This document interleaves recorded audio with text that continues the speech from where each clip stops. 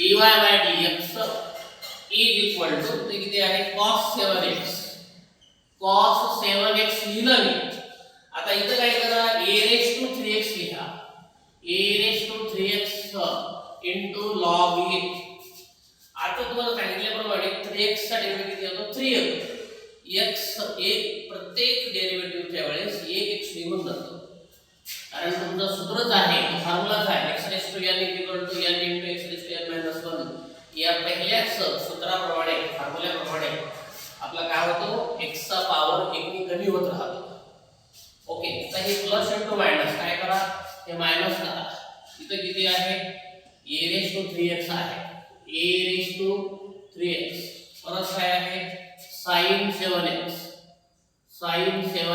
परत 7x चा derivative किती येतो 7x इथे सुद्धा 1x निघून जातो.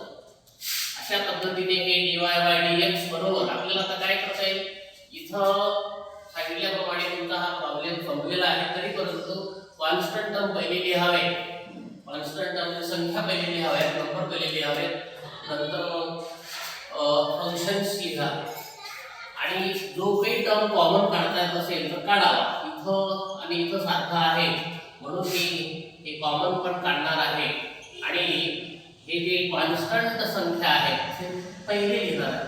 हे 3 cos 7x हे log a मायनस 7 पहिले लिहिणार आहे नंतर sin 7x. अशा पद्धतीने तुमचा हा दुसराही प्रॉब्लेम संपलेला आहे. ओके सेकंड प्रॉब्लेम सुद्धा मी सॉल्व केला. अशा पद्धतीने आपल्याला प्रोडक्ट रूलचा वापर करून चेन रूलचा वापर करून हे प्रॉब्लेम सोडवायचे आहे.